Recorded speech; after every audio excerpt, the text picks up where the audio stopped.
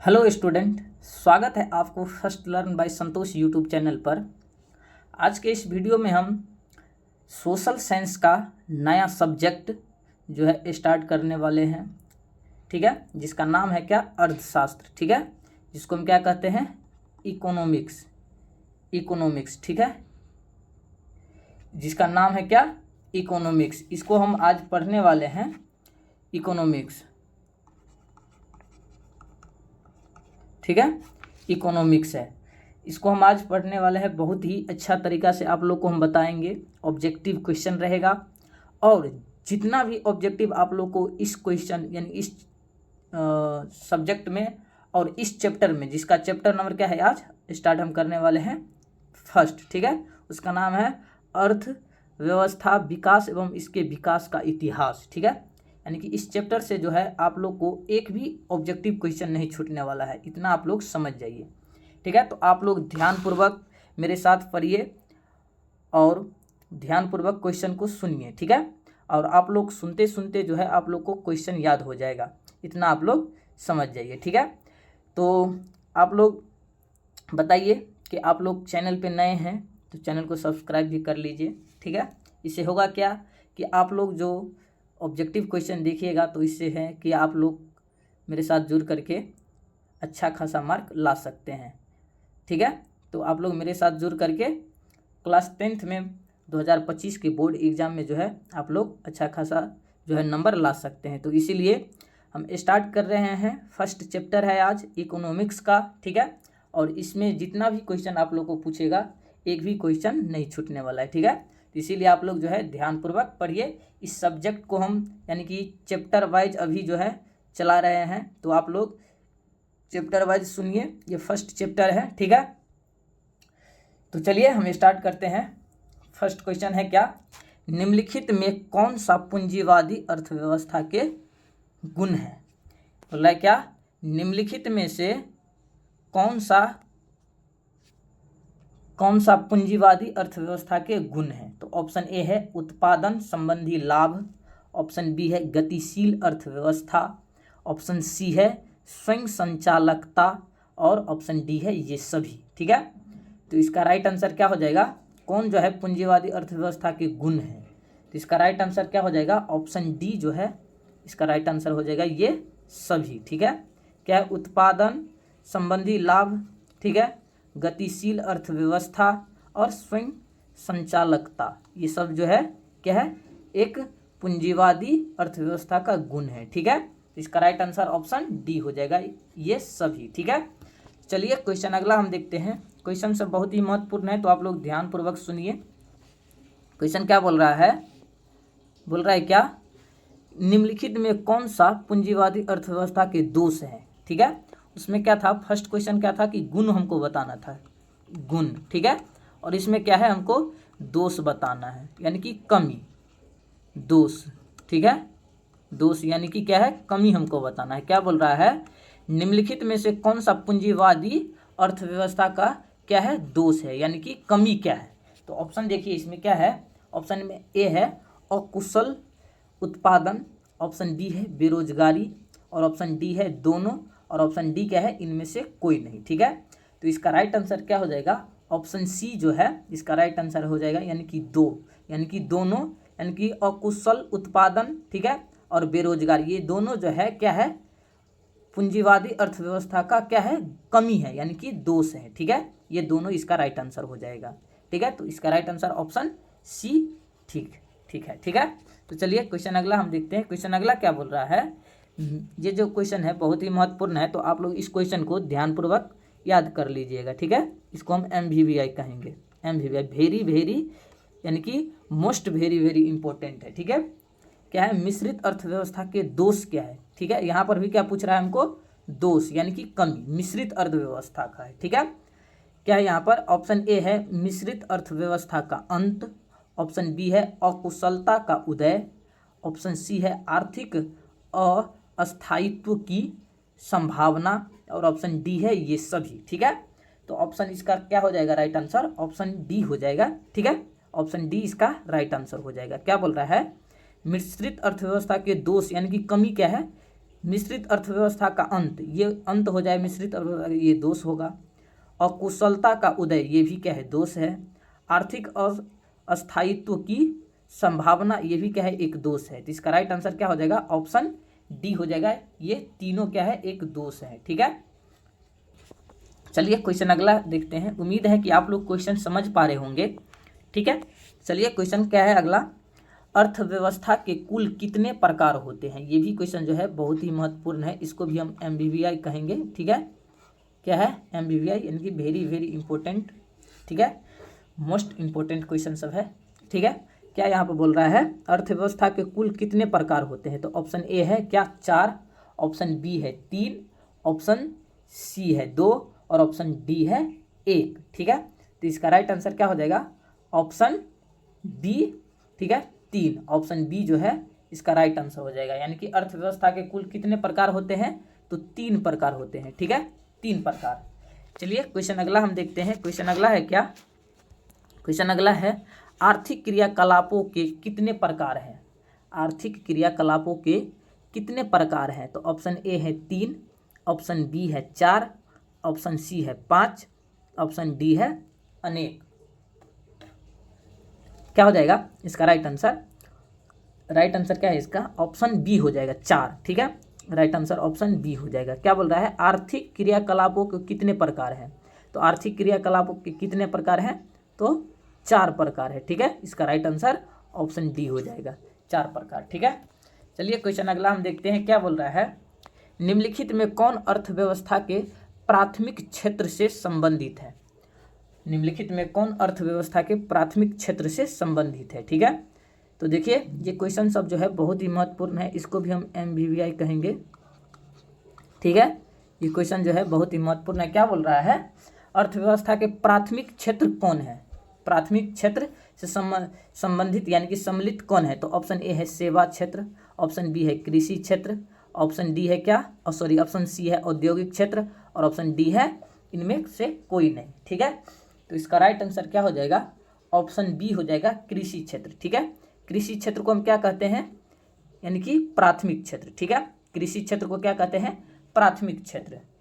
कृषि क्षेत्र को हम क्या कहते हैं, प्राथमिक क्षेत्र। ठीक है, और सेवा क्षेत्र को क्या कहते हैं हम, सेवा क्षेत्र को क्या कहते हैं हम, यानी कि सेवा क्षेत्र को भी आगे क्वेश्चन देखिए, आप लोग को क्वेश्चन भी ऐसा ही मिलेगा। चलिए क्वेश्चन देखते हैं, इसके माध्यम से आपको समझाएंगे सेवा क्षेत्र को क्या कहते हैं हम। ठीक है, तो इस क्वेश्चन में देखिए कि प्राथमिक क्षेत्र को क्या कहते हैं, कृषि क्षेत्र। ठीक है,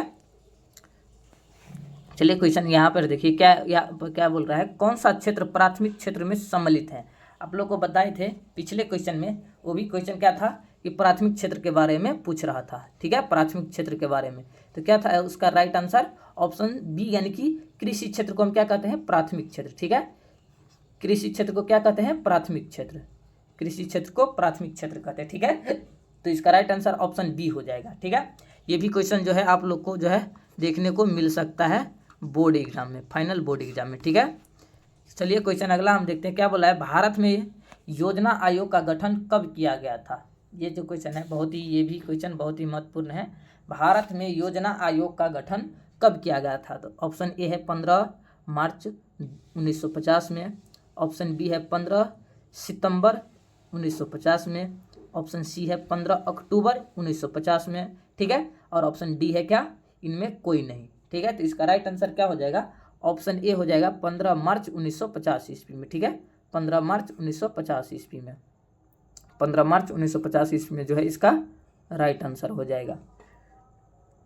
चलिए क्वेश्चन अगला हम देखते हैं। क्वेश्चन अगला क्या बोल रहा है, इनमें से किस देश में मिश्रित अर्थव्यवस्था है। इनमें से किस देश में मिश्रित अर्थव्यवस्था है। ठीक है, तो ऑप्शन ए है अमेरिका, ऑप्शन बी है चीन, ऑप्शन सी है भारत और ऑप्शन डी है क्या, इनमें से कोई नहीं। यहाँ पर बोल रहा है क्या कि किस देश में जो है, किस देश में मिश्रित अर्थव्यवस्था है। ठीक है, अर्थव्यवस्था है, तो क्या बोले इसका राइट आंसर क्या हो जाएगा, ऑप्शन सी जो है अपने भारत में जो है मिश्रित अर्थव्यवस्था है। ठीक है, भारत में जो है मिश्रित अर्थव्यवस्था है, तो इसका राइट आंसर ऑप्शन सी हो जाएगा। ये जो क्वेश्चन है बहुत बहुत इंपॉर्टेंट है, तो इसको भी आप लोग जो है याद कर लीजिएगा, मिश्रित अर्थव्यवस्था है। ठीक है, भारत में मिश्रित अर्थव्यवस्था है। चलिए क्वेश्चन अगला हम देखते हैं। क्वेश्चन अगला क्या है? क्वेश्चन अगला, इनमें से किसे पिछड़ा राज्य कहा जाता है? ये क्वेश्चन जो है, ये भी क्वेश्चन बहुत बहुत इंपॉर्टेंट है। इस चैप्टर से जो है आप लोग को बहुत सारा ऑब्जेक्टिव बोर्ड एग्जाम में देखने को मिल सकता है, ठीक है, मिल सकता है। ये क्वेश्चन बहुत ही महत्वपूर्ण है, तो आप लोग इसको जरूर याद कर लीजिएगा, महत्वपूर्ण है, ठीक है। चलिए क्वेश्चन अगला, इसका ऑप्शन देखते हैं क्या है यहाँ पर। इनमें से किसे पिछड़ा राज्य कहा जाता है? तो ऑप्शन ए है क्या, पंजाब, ऑप्शन बी है केरल, ऑप्शन सी है बिहार और ऑप्शन डी है दिल्ली, ठीक है। तो क्या है यहाँ पर, पिछड़ा राज्य किसे कहा जाता है? तो ऑप्शन यानी कि इसका राइट आंसर हो जाएगा सी, यानी कि बिहार को। बिहार जो है एक पिछड़ा राज्य में गिनती होता है बिहार को, ठीक है, अपना बिहार पिछड़े राज्य में गिनती होता है, ठीक है। तो चलिए क्वेश्चन अगला हम देखते हैं। क्वेश्चन अगला क्या है, भारत में सेवा क्षेत्र को सामान्यतः कितने भागों में बांटा जा सकता है? भारत में सेवा क्षेत्र को सामान्यतः कितने भागों में बांटा जा सकता है? तो ऑप्शन ए है क्या, 2, ऑप्शन बी है 4, ऑप्शन सी है 6 और ऑप्शन डी है 8, ठीक है। तो इसका राइट आंसर क्या हो जाएगा? राइट आंसर इसका हो जाएगा ए, यानी कि 2 भाग में, ठीक है, 2 भाग में इसका राइट आंसर हो जाएगा। सेवा क्षेत्र को कितने भाग में बांटा जाता है? तो 2 भाग में, यानी कि एक होता है क्या, एक होता है सरकारी, ठीक है, और एक होता है क्या, गैर सरकारी, ठीक है। सेवा क्षेत्र होता है क्या, एक सरकारी होता है और एक गैर सरकारी होता है, ठीक है। तो उम्मीद है कि आप लोग समझ गए होंगे कि यानी कि सेवा क्षेत्र को कितने भागों में बांटा गया है? तो 2 भाग में। 2 भाग कौन कौन है? तो एक है सरकारी और एक है गैर सरकारी, ठीक है, एक है गैर सरकारी और एक है क्या, गैर सरकारी। तो ऑप्शन इसका 2, यानी कि 2 हो जाएगा, ऑप्शन ए करेक्ट आंसर, ठीक है, 2 भाग में। चलिए क्वेश्चन अगला हम देखते हैं क्या बोल रहा है। भारत में पहली पंचवर्षीय योजना की अवधि कौन सी थी? भारत में पहली पंचवर्षीय योजना की अवधि कौन सी थी? तो ऑप्शन ए है 1950 से 1955, ऑप्शन बी है 1951 से 1956, ऑप्शन सी है 1947 से 1952 और ऑप्शन डी है 1952 से 1957, ठीक है। तो आप लोग बखूबी जानते होइएगा कि इस क्वेश्चन का राइट आंसर क्या हो जाएगा। ऑप्शन इसका क्या हो जाएगा, 1951 से 1956, ठीक है। यानी कि प्रथम पंचवर्षीय योजना, यानी कि प्रथम पंचवर्षीय योजना कब से शुरू हुई थी? तो ऑप्शन इसका क्या हो जाएगा, बी, 1951 से 1956, ठीक है। इसका राइट आंसर हो जाएगा ऑप्शन बी, ठीक है। उम्मीद है कि आप लोग क्वेश्चन समझ पा रहे होंगे और इसी क्वेश्चन सब को आप लोग याद कीजिएगा। यही क्वेश्चन सब जो है आप लोग को बोर्ड एग्जाम में पूछा जाता है, ठीक है।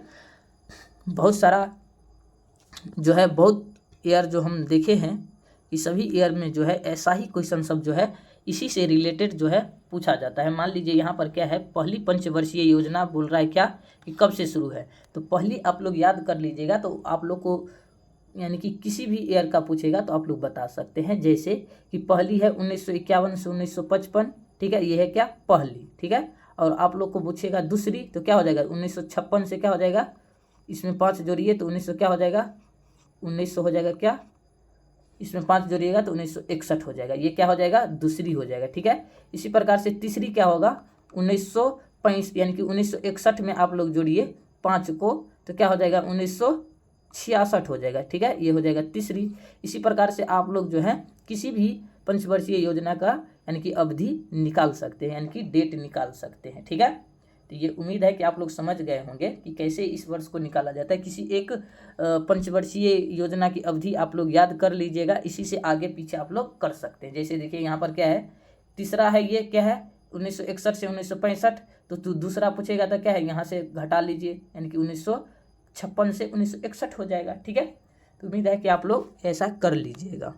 चलिए क्वेश्चन अगला हम देखते हैं। क्वेश्चन अगला क्या बोल रहा है, ये जो क्वेश्चन है बहुत बहुत बहुत इंपॉर्टेंट है, वेरी वेरी इंपॉर्टेंट आप इसको कह सकते हैं। क्या बोल रहा है, संपूर्ण क्रांति का नारा किसने दिया था? संपूर्ण क्रांति का नारा किसने दिया था? संपूर्ण क्रांति का नारा किसने दिया था? तो ऑप्शन इसका देखिए, पहला क्या है, विनोबा भावे, ऑप्शन बी है doctor Rajendra Prasad, option C है क्या है, जगजीवन राम और ऑप्शन डी है क्या, जयप्रकाश नारायण। तो संपूर्ण क्रांति का नारा किसने दिया था? तो ऑप्शन इसका क्या हो जाएगा, ऑप्शन डी जयप्रकाश नारायण। ठीक है, ये क्वेश्चन जो है बार बार पूछा गया एग्जाम में है, तो आप लोग इसको जरूर याद कर लीजिएगा। ठीक है, तो चलिए क्वेश्चन अगला हम देखते हैं।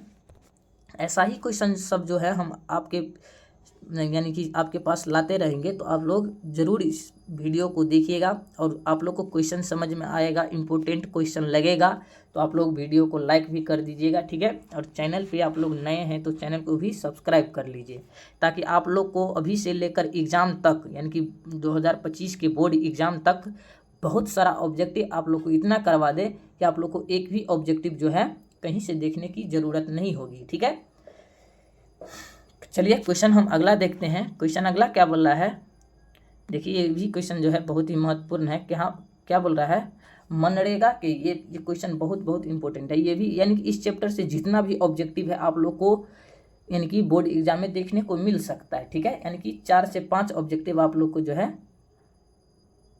यानी कि देखने को मिल सकता है इस चैप्टर से। ठीक है, क्या बोल रहा है यहाँ पर, मनरेगा के अंतर्गत ग्रामीण मजदूरों को साल में कम से कम कितने दिनों के लिए रोजगार देने की व्यवस्था है। ठीक है, क्या बोला है, एक बार और क्वेश्चन को सुनिए। क्या बोला है, मनरेगा के अंतर्गत ग्रामीण मजदूरों को साल में कम से कम कितने दिनों के लिए रोजगार देने की व्यवस्था है। ठीक है, यानी कि एक साल में मनरेगा के अंतर्गत जो है मजदूर को कितना काम यानी कि कितना दिन काम कर सकता है कम से कम। ठीक है, यहाँ पे क्या बोल रहा है, साल में कम से कम यानी कि कम से कम कितना दिन हम उसका रोजगार यानी कि देना ही पड़ेगा कम से कम। ठीक है, तो क्या है, ऑप्शन ए है 100 दिन, ऑप्शन बी है यानी कि 150, ऑप्शन सी है 200 और ऑप्शन डी है क्या 50। ठीक है, तो कितने दिन देने की व्यवस्था है, तो ऑप्शन इसका हो जाएगा क्या ए यानी कि 100 दिन। कम से कम 100 दिन तो आप लोग को एक साल में जो है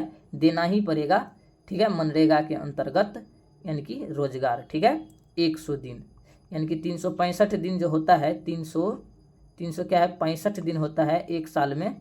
ठीक है, क्या है 365 दिन जो होता है उसमें से 100 दिन तो कम से कम मनरेगा के तहत यानी कि रोजगार देना ही पड़ता है। ठीक है, तो समझ जाइए इसका राइट आंसर क्या हो जाएगा, ऑप्शन ए हो जाएगा। ठीक है, चलिए क्वेश्चन अगला हम देखते हैं। क्या बोल रहा है, आर्थिक क्रियाओं का उद्देश्य होता है, आर्थिक क्रियाओं का उद्देश्य क्या होता है, तो देखिए ऑप्शन ए है जीवनोपार्जन, ऑप्शन बी है मनोरंजन, ऑप्शन सी है ए एवं बी दोनों। ठीक है, ए एवं बी दोनों है यहाँ पर, ए एवं बी, और क्या है ऑप्शन डी क्या है इनमें कोई नहीं। ठीक है, तो इसका राइट आंसर क्या हो जाएगा, ऑप्शन इसका हो जाएगा ए यानी कि जीविकोपार्जन। ठीक है, आर्थिक क्रियाओं का उद्देश्य क्या है, जीविकोपार्जन। आर्थिक क्रियाओं का उद्देश्य क्या होना चाहिए, जीविकोपार्जन। ठीक है, जीविकोपार्जन, ये नहीं कि मनोरंजन। ठीक है, इसका राइट आंसर क्या हो जाएगा, ऑप्शन ए हो जाएगा, ऑप्शन ए। ठीक है,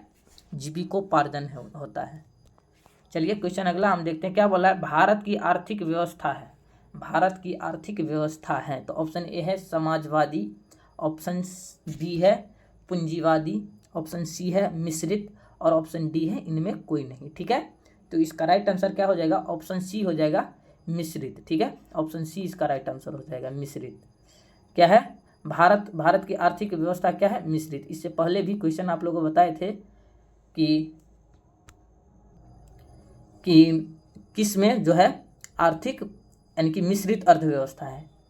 ठीक है, तो भारत में किस प्रकार का व्यवस्था है, तो मिश्रित अर्थव्यवस्था है। ठीक है, तो चलिए अगला क्वेश्चन हम देखते हैं। अगला क्वेश्चन क्या है, एक समाजवादी अर्थव्यवस्था में क्या है सर्वाधिक बल दिया जाता है, एक सामाजिक अर्थव्यवस्था में सर्वाधिक बल दिया जाता है, तो ऑप्शन ए है आर्थिक स्वतंत्रता पर, ऑप्शन बी है उत्पादन कुशलता पर, और ऑप्शन डी है अधिकतम लाभ पर, और ऑप्शन डी है लोक कल्याण पर। ठीक है, तो इसका राइट आंसर क्या हो जाएगा, ऑप्शन हो जाएगा क्या डी लोक कल्याण पर। क्या है, समाजवादी, समाज के लिए क्या है यहाँ पर अर्थव्यवस्था हमको यानी कि सर्वाधिक बल दिया जाता है किस पर, समाजवादी अर्थव्यवस्था में किस पर, तो लोक कल्याण पर। ठीक है, लोक कल्याण पर दिया जाता है, तो ऑप्शन इसका राइट आंसर क्या हो जाएगा, डी हो जाएगा।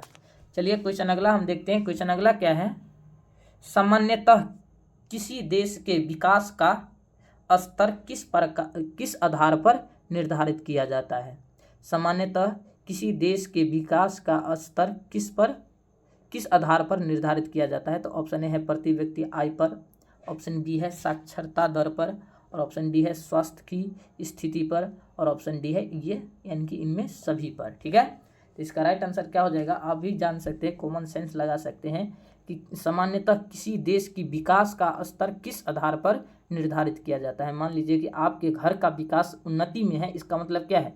ये है कि प्रति व्यक्ति यानी कि सभी, यानी कि आपके घर में जितने भी व्यक्ति हैं सभी क्या है, आप लोग का जो है पैसा यानी कि आय का स्रोत बना रहा है, यानी कि सभी आदमी जो है पैसा कमा रहा है। ठीक है, यानी कि सभी, यानी कि आपके घर का जो है साक्षरता दर यानी कि अच्छा है, यानी कि सभी शिक्षित हैं। ठीक है, स्वास्थ्य भी आपके घर का क्या है? अच्छा है। इसका मतलब क्या समझिएगा कि आधार का क्या है?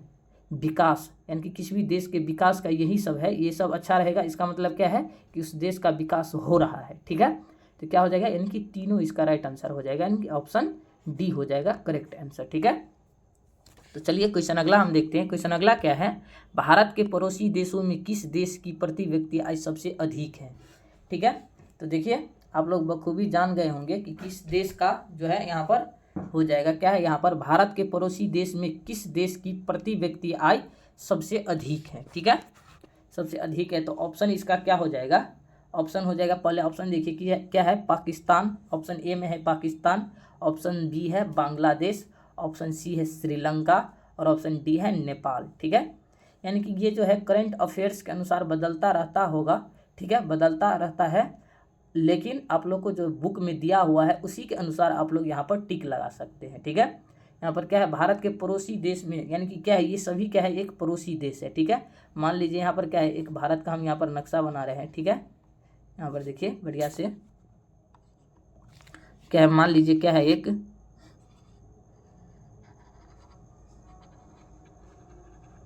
मान लीजिए जैसा भी हो, भारत का एक हम नक्शा बना रहे हैं। ठीक है,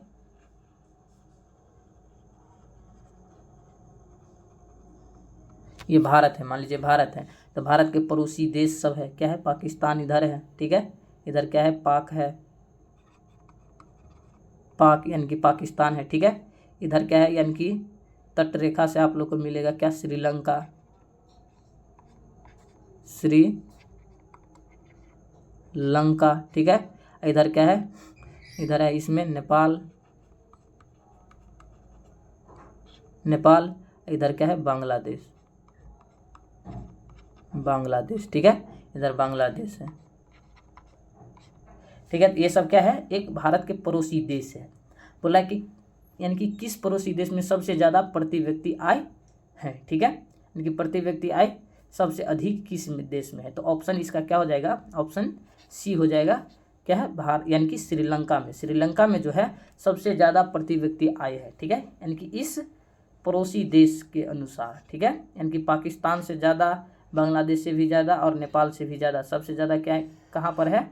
तो श्रीलंका में है। ठीक है, तो प्रति व्यक्ति आय सबसे ज़्यादा क्या है? भारत के पड़ोसी देश में सबसे ज़्यादा है किसका? तो श्रीलंका का। ठीक है, इसका राइट आंसर ऑप्शन सी हो जाएगा।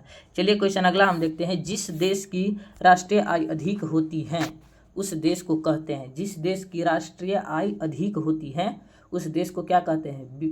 क्या है? विकासशील देश, ऑप्शन बी है विकसित देश, ऑप्शन सी है अर्ध विकसित देश, और ऑप्शन डी है अविकसित देश। ठीक है, तो इसका राइट आंसर क्या हो जाएगा? ऑप्शन हो जाएगा क्या? इसका राइट आंसर बी हो जाएगा, विकासशील देश। ठीक है, विकासशील देश। ठीक है, आप देखिए विकसित देश और विकासशील देश में क्या अंतर है? विकसित का मतलब क्या है? विकसित का मतलब क्या होता है? यहाँ पर जो देश विकास कर चुका हो उसको हम क्या कहते हैं? विकसित देश कहते हैं। विकास क्या है यहाँ पर? विकास क्या है यहाँ पर? विकास कर चुका हो, कर चुका हो, उसको क्या कहते हैं हम? यानी कि विकसित देश कहते हैं। ठीक है, और जो देश विकास यानी कि विकास कर रहा हो, विकास क्या है यहाँ पर? आप लोग ध्यान से समझिए, जो देश क्या है? विकास कर रहा हो। ठीक है, जो देश विकास कर रहा हो उसको क्या कहते हैं हम? विकास यानी कि विकसित। देखिए विकासशील, देखिए यहाँ पर यहाँ पर देखिए यह क्या है? विकासशील, यानी कि इसको हम इसमें मिलाएंगे। ठीक है, यानी कि जो देश विकास कर रहा हो उसे क्या कहते हैं, विकासशील देश, और जो देश विकास कर चुका हो उसको क्या कहते हैं हम, विकसित देश। ठीक है, उसको क्या कहते हैं हम, विकसित। समझ गए हैं आप लोग, विकासशील और विकसित में क्या अंतर है। जो देश विकास कर चुका हो उसको विकसित देश कहते हैं, और जो देश विकास कर रहा हो यानी कि विकास के राह पर अभी चल रहा है उसको हम क्या कहते हैं, विकासशील देश। ठीक है, ठीक है। तो उम्मीद है कि आप लोग समझ गए होंगे। तो यहाँ पर क्या बोल रहा है, जिस देश की प्रति व्यक्ति आय अधिक हो, क्या प्रति व्यक्ति आय नहीं पूछ रहा है, यहाँ पर क्या है, किस देश, जिस देश की राष्ट्रीय आय अधिक होती है उस देश को क्या कहते हैं हम, तो विकसित देश कहते हैं। ठीक है, विकसित देश कहते हैं, उस देश की क्या कहते हैं हम, विकसित देश। ऑप्शन इसका हो जाएगा क्या, बी राइट आंसर हो जाएगा। ठीक है, तो चलिए क्वेश्चन अगला हम देखते हैं। क्वेश्चन अगला क्या है, क्वेश्चन अगला है, बिहार संपन्न है किस चीज़ में, बिहार संपन्न है किस चीज़ में। तो ऑप्शन ए है उद्योग में, ऑप्शन बी है पशुपालन में, ऑप्शन सी है खनिज में, और ऑप्शन डी है कृषि में। ठीक है, तो इसका राइट आंसर क्या हो जाएगा, आप लोग समझ जाइए पहले कि उद्योग में तो है ही नहीं, इसीलिए नेता सब अभी भी मार कर रहा है कि बिहार में उद्योग नहीं है, इसीलिए जो है बिहार का जो है व्यक्ति सब पलायन कर रहा है दूसरे राज्य में। इसका मतलब क्या है, उद्योग तो है नहीं, राइट आंसर नहीं होगा। पशुपालन भी नहीं होगा क्योंकि पशुपालन भी क्या है, यहाँ पर बिहार में बहुत कमी है। ठीक है, ये भी नहीं होगा। खनिज तो है नहीं। ठीक है, खनिज क्या है, यहाँ पर खनिज सब सारा जो है यानी कि बिहार से जो अलग हुए झारखंड जी, झारखंड। ठीक है, झारखंड। तो यहाँ पर क्या है, सभी खनिज जो है झारखंड में चले गए हैं। ठीक है, और यहाँ पे क्या है, कृषि का जो है यहाँ पर थोड़ा बिहार में अच्छा खासा, यानी कि बिहार संपन्न है किस चीज़ में, तो कृषि में। ठीक है, कृषि में। तो राइट आंसर इसका क्या हो जाएगा, ऑप्शन डी हो जाएगा। ठीक है, ऑप्शन डी इसका राइट आंसर है, कृषि। चलिए क्वेश्चन अगला हम देखते हैं। क्वेश्चन अगला क्या बोला है, बिहार के आर्थिक पिछड़ेपन का प्रमुख कारण क्या है। बिहार के आर्थिक पिछड़ेपन का प्रमुख कारण क्या है। आर्थिक का मतलब क्या होता है, ये समझिए आप लोग कि आर्थिक का मतलब क्या होता है, यानी कि पूंजी, यानी कि पैसा की कमी, पैसा की क्या है, कमी।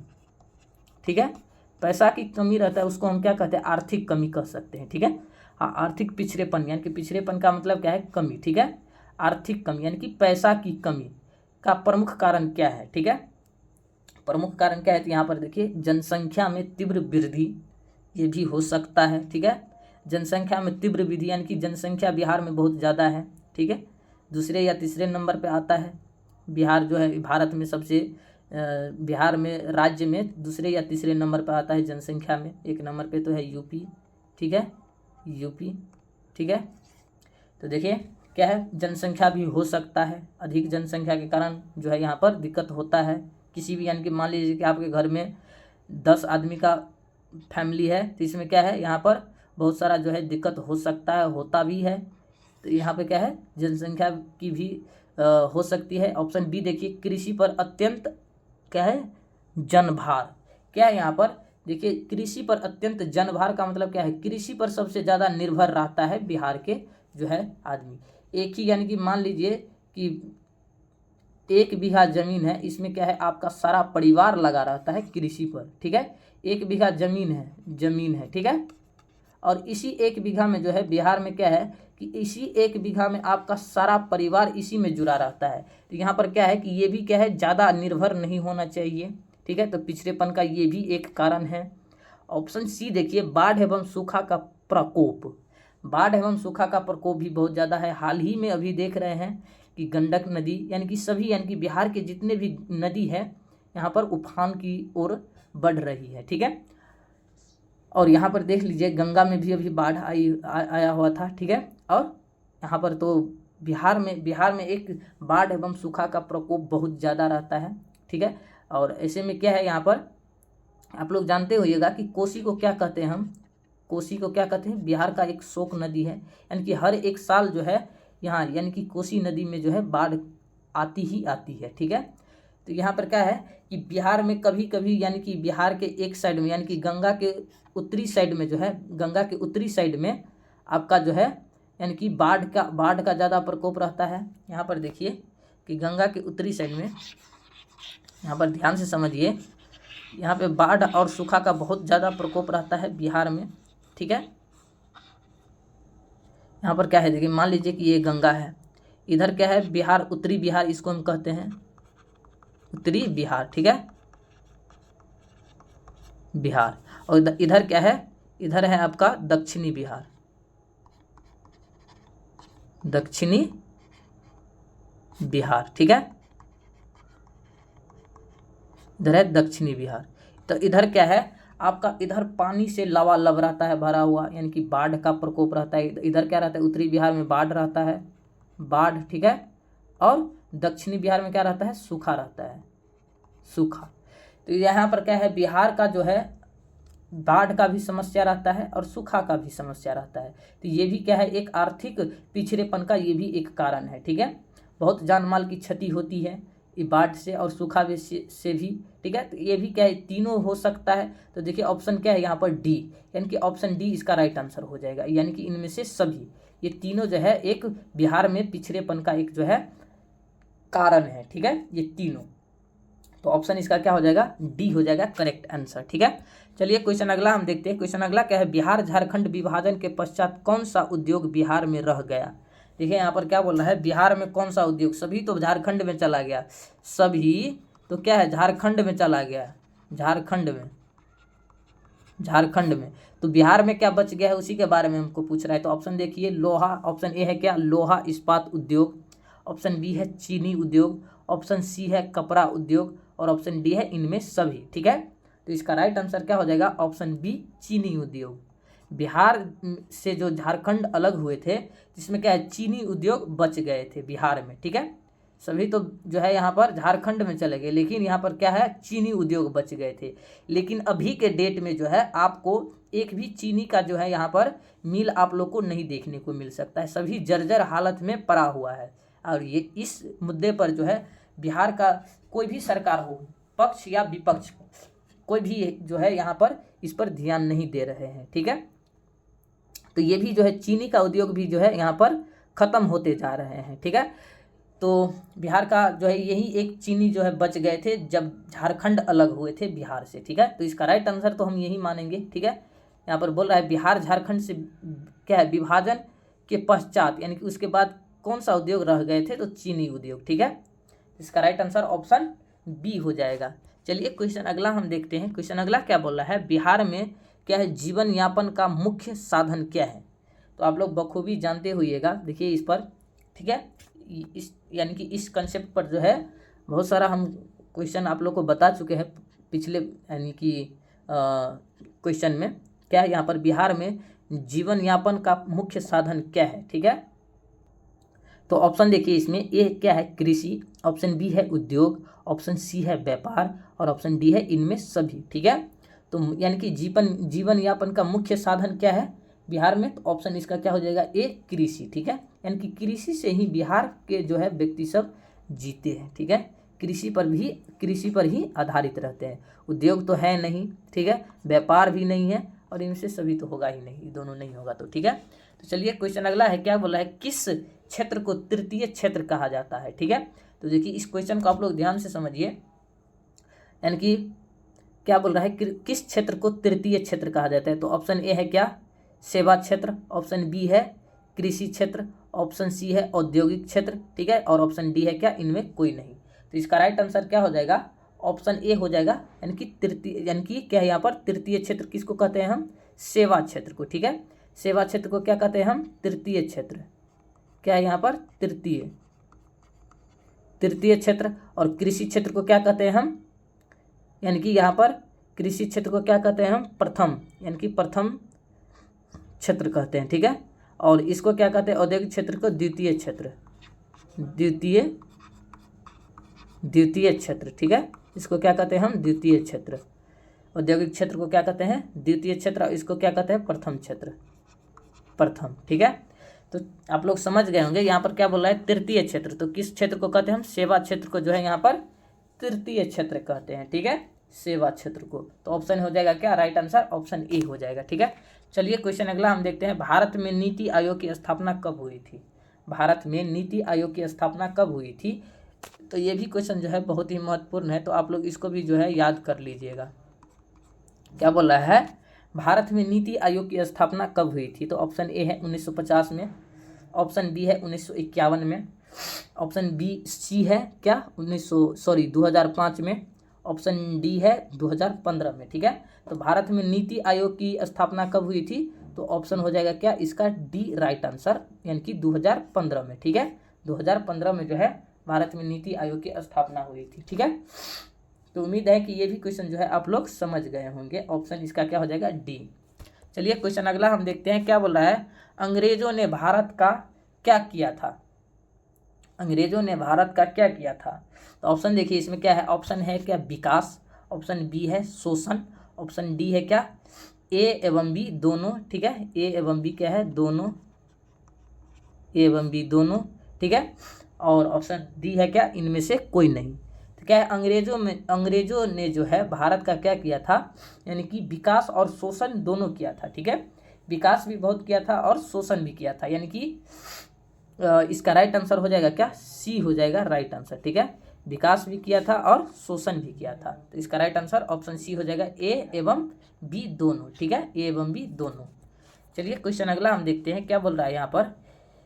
कृषि का विकास करना किस पंचवर्षीय योजना का मुख्य उद्देश्य था, कृषि का विकास करना किस पंचवर्षीय योजना का मुख्य उद्देश्य था। तो ऑप्शन ए है पहली, ऑप्शन बी है दूसरी, ऑप्शन सी है तीसरी, ऑप्शन डी है पंचमी। ठीक है, तो इसका राइट आंसर क्या हो जाएगा, ऑप्शन हो जाएगा ए पहली पंचवर्षीय योजना में ही जो है यहाँ पर कृषि का विकास पर सबसे बड़ा जो है यानी कि उद्देश्य उठाया गया। प्रमुख उद्देश्य क्या है, मुख्य उद्देश्य क्या है यहाँ पर कृषि का। ठीक है, यानी कि पहली पंचवर्षीय योजना में जो है कृषि पर ज़्यादा ध्यान देने लगा। ठीक है, तो चलिए क्वेश्चन अगला हम देखते हैं क्या बोला है। मानव विकास रिपोर्ट का प्रकाशन निम्न में से किसके द्वारा किया जाता है। ठीक है, मानव विकास रिपोर्ट का प्रकाशन निम्न में से किसके द्वारा किया जाता है। तो ऑप्शन ए है क्या WTO, ऑप्शन बी है WHO, ऑप्शन सी है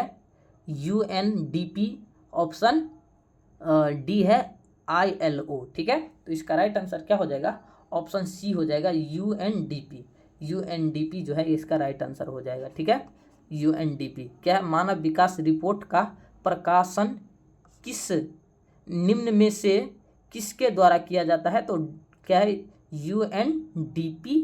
UNDP के द्वारा। ठीक है, तो आप लोग इसका जो है फुल फॉर्म हमको बता दीजिएगा, क्या है यहाँ पर फुल फॉर्म हमको बता दीजिएगा। ठीक है, यहाँ पर UNDP का फुल फॉर्म क्या होगा आप लोग कमेंट करके हमको ज़रूर बताइएगा। ठीक है, तो समझेंगे कि आप जो है स्टडी करने के लिए जो है आए हैं इस प्लेटफॉर्म पर। ठीक है, ऐसे नहीं कि देख लीजिए निकल जाइए, जो होमवर्क हम देते हैं उसको आप लोग पूरा कीजिए और हमको कमेंट में ज़रूर बताइए।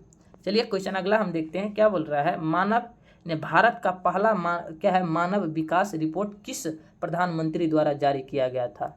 भारत का पहला मानव विकास रिपोर्ट किस प्रधानमंत्री द्वारा जारी किया गया था। तो ऑप्शन ई है मनमोहन सिंह, ऑप्शन बी है अटल बिहारी वाजपेयी, ऑप्शन सी है इंद्र कुमार गुजराल, ऑप्शन सी है जवाहरलाल नेहरू। ठीक है, तो इसका राइट आंसर क्या हो जाएगा, ऑप्शन डी हो जाएगा जवाहरलाल नेहरू के द्वारा जो है पहला मानव विकास रिपोर्ट जारी किया गया था। ठीक है, तो ऑप्शन इसका क्या हो जाएगा D right answer, Jawaharlal Nehru के द्वारा। चलिए क्वेश्चन अगला हम देखते हैं। क्वेश्चन अगला क्या है, क्या बोल रहा है। प्रत्यक्ष विदेशी निवेश का सर्वाधिक लाभ किस क्षेत्र को मिला है। प्रत्यक्ष विदेशी निवेश का सर्वाधिक लाभ किस क्षेत्र को मिला है। तो ऑप्शन ए है कृषि क्षेत्र को, ऑप्शन बी है औद्योगिक क्षेत्र को, ऑप्शन सी है सेवा क्षेत्र को, और ऑप्शन डी है क्या है यहाँ पर विनिर्माण क्षेत्र को। ठीक है, विनिर्माण क्षेत्र को। तो इसका राइट आंसर क्या हो जाएगा, ऑप्शन हो जाएगा सी सेवा क्षेत्र को। ठीक है, सेवा क्षेत्र को जो है क्या है यहाँ पर विदेशी निवेश का सर्वाधिक लाभ मिला है। ठीक है, आप लोग बताइए कि सेवा क्षेत्र को हम कौन सा क्षेत्र कहते हैं। ठीक है, बताए थे पहले क्वेश्चन में। देखिए यहाँ पर क्या है, क्वेश्चन अगला हम देखते हैं। क्वेश्चन अगला क्या है, यहाँ पर देखिए गरीबी रेखा निर्धारण हेतु ग्रामीण क्षेत्रों के लिए प्रति व्यक्ति प्रतिदिन न्यूनतम कितने कैलोरी निर्धारण की गई है। यहाँ पर देखिए ये क्वेश्चन जो है बहुत ही महत्वपूर्ण है। इस चैप्टर का सबसे ज़्यादा महत्वपूर्ण यही चैप्टर है, यही क्वेश्चन है। यहाँ पर हम BBI इसको कहेंगे। ठीक है, क्या बोल रहा है प्रति व्यक्ति, हमको बोल रहा है क्या देखिए क्वेश्चन देखिए, गरीबी रेखा निर्धारण हेतु ग्रामीण क्षेत्रों के लिए प्रति व्यक्ति प्रतिदिन न्यूनतम कितनी कैलोरी निर्धारण की गई है? तो ऑप्शन ए है 2100 कैलोरी, ऑप्शन बी है 2200 कैलोरी, ऑप्शन सी है 2400 कैलोरी और ऑप्शन डी है 2600 कैलोरी। ठीक है, तो इसका राइट आंसर क्या हो जाएगा? Option C 2400 calorie. ठीक है, इस चैप्टर का सबसे महत्वपूर्ण क्वेश्चन यही है, यानी कि गरीबी रेखा से नीचे यानी कि कितने कैलोरी न्यूनतम जो है कितनी कैलोरी निर्धारण की गई है ग्रामीण क्षेत्र के लिए? तो 2400 कैलोरी। ठीक है, चलिए क्वेश्चन अगला हम देखते हैं, क्या बोला है? नीति आयोग का गठन कब हुआ था? नीति आयोग का गठन कब हुआ था? तो ऑप्शन ए है जनवरी 2015 को, ऑप्शन बी है जनवरी 2016 को, ऑप्शन बी है फरवरी 2017 को और ऑप्शन डी है फरवरी 2018 को। ठीक है, तो नीति आयोग का गठन कब किया गया था?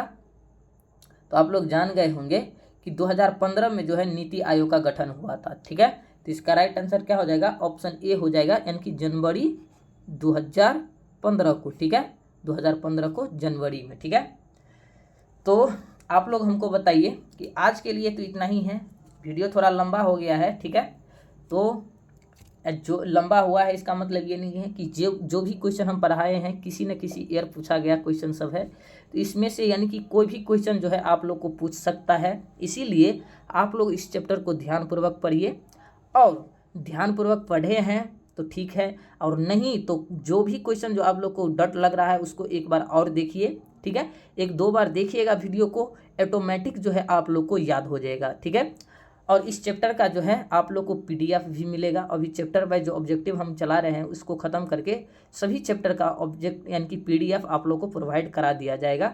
इसके लिए आप लोग निश्चिंत रहिए। ठीक है, तब तक आप लोग इस वीडियो को देख करके आप लोग अपना जो है क्वेश्चन पर जो है यानी कि अपना जो है यहाँ पर तैयारी कर लीजिए। ठीक है, तो चलिए हम यहाँ पर क्वेश्चन को यानी कि वीडियो को ख़त्म करते हैं। मिलते हैं आप लोग से नए चैप्टर के साथ। चैप्टर का नाम होगा राज्य एवं राष्ट्र की आय। ठीक है, दूसरा चैप्टर है यानी कि अर्थव्यवस्था का, इकोनॉमिक्स का। ठीक है, तो आप लोग ध्यान से पढ़िए, मन लगा करके पढ़िए। सभी चैप्टर का जो है यहाँ पर वीडियो आप लोग को यानी कि मिल जाएगा। ठीक है, और इससे पहले जो है हम यानी कि इतिहास, भूगोल और पॉलिटिकल साइंस, ठीक है, इतिहास, भूगोल और पॉलिटिकल साइंस जो हम ख़त्म कर चुके हैं, तो उसको भी जा करके आप लोग ज़रूर देख लीजिएगा। ठीक है, तो चलिए मिलते हैं नेक्स्ट वीडियो में, तब तक के लिए जय हिंद, जय भारत।